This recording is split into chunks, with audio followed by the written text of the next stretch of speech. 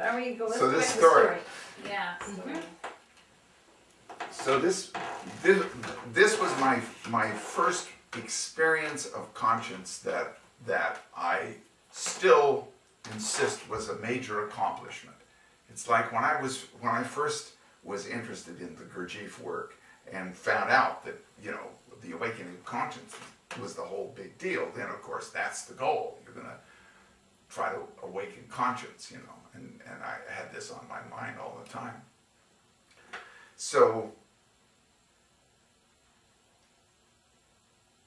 when I met Mrs. Stavely, it's like she was living in southeast Portland. You know, she was a retired school teacher. She had a group of people who had been meeting together for readings and group meetings, an older group, you know, probably 4 or 5 years old.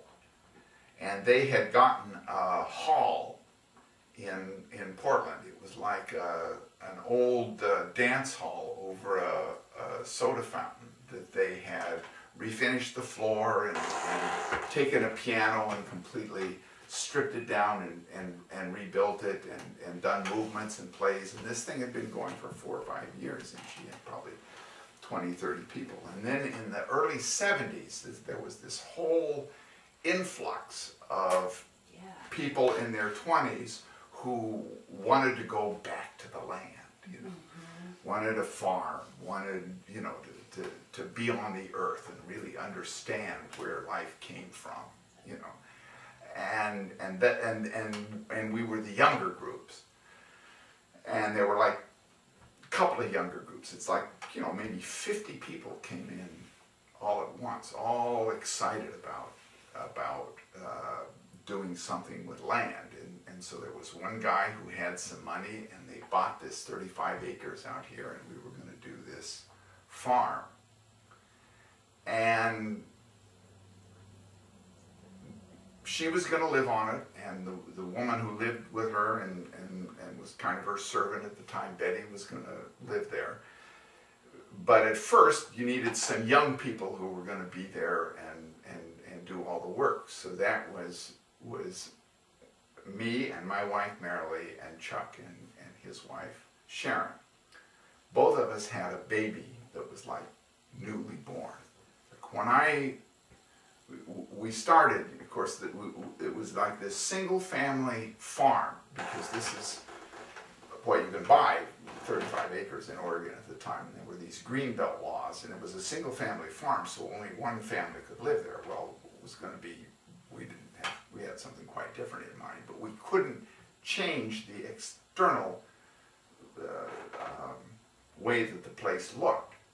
So we were going to have to like take it apart from the inside out and change its external very, very slowly. So there was a house and a barn and a hop barn and a shed, and it was like a machine shed. Had they been growing hops on it before? Yeah, I mean, everybody around here grew hops. That was the big thing around here, was hops for beer.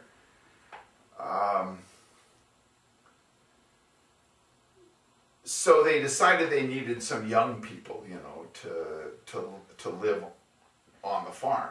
But we were going to have to build a place to live that looked like there wasn't more than one person living there, which was going to be Mrs. Stavely. So we took the machine shed, which was, you know, probably the same square footage as this bottom floor on this house, maybe. Now, maybe no, it was like from this post here, the length of it.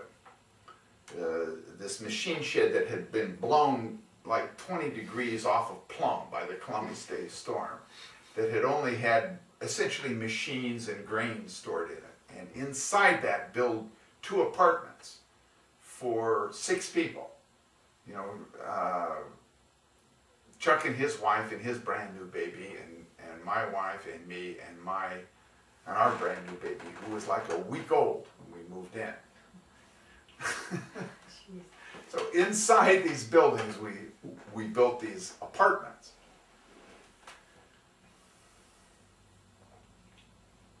I don't want this to go on too long, but that in itself was a real trial, because neither of us, neither Chuck or I, had had any experience, but he had some kind of native ability and competency, and he learned very, very fast. And so we decided we'd focus on his apartment first, and get it all set up so then he could focus on the farming, you know.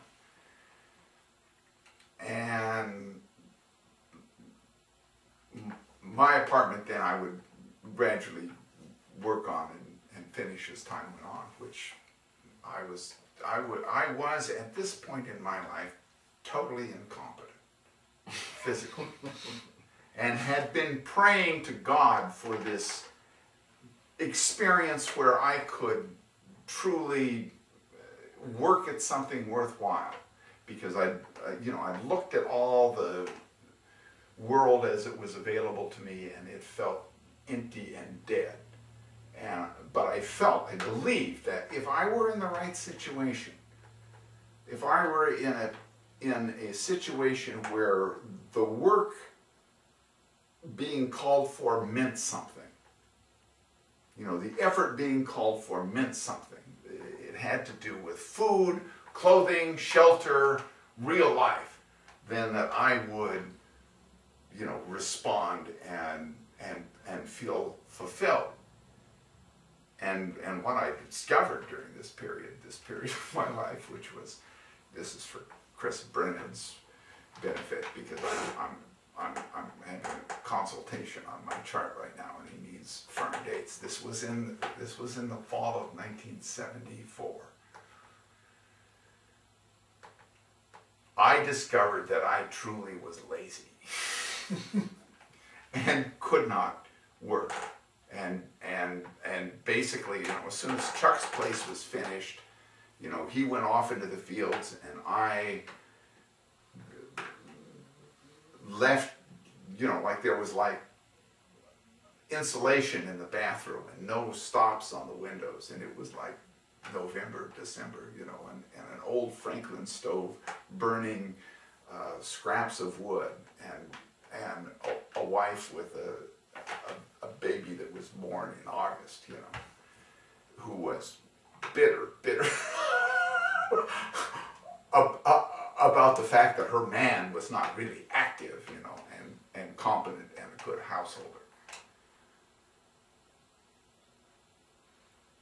And then to have Chuck, like, and then Chuck next door, who was like for her to look at it. He was like working 60, 70 hours a week. He was working a job, and then he was like out on the tractor, plowing up and down, farming. You know, Chuck.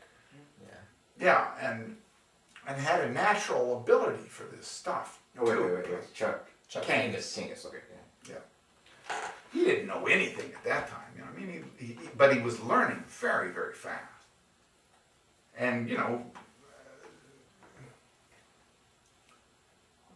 he's a workaholic. You know, what can I say? He has his own suffering in that he can't not be competent. But by comparison, I was... Fortunately, he's good at being competent. Yeah. I have my issues.